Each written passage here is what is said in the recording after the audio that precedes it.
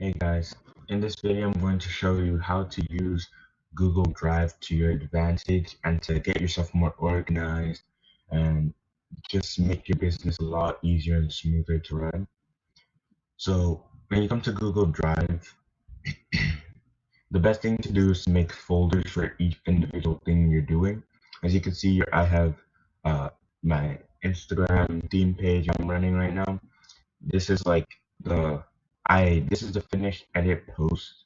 So like what I do is I go on Canva and I edit the photo or video and I put it here in the finish where it says raw Instagram photos. That's where I put it. Like I take it from Instagram. That is the raw. I put it on the drive. From the drive, I put it to Canva, edit it, and put it in the finish. And then the print on demand is where I put like my print on demand stuff for Teespring and Redbubble. So it just makes things easier to add here quickly and open on another device, and you won't be losing a lot of like, let's say, pixels for your photos. And it's just very good to have. You could also save docs and slides and spreadsheets, all of those stuff. You could share stuff with people. So if you have a business partner, you could share stuff back and forth. It's just a good tool to have, and it just makes running your business so much easier and faster.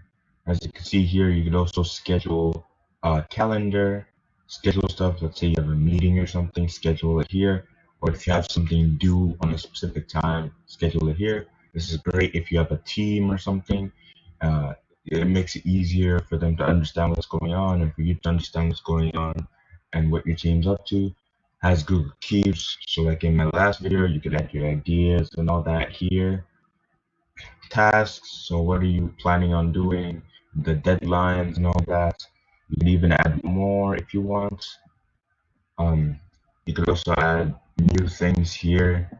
Just click on it and it'll bring out all of these. You can do docs, slides, sheets, forms, and more.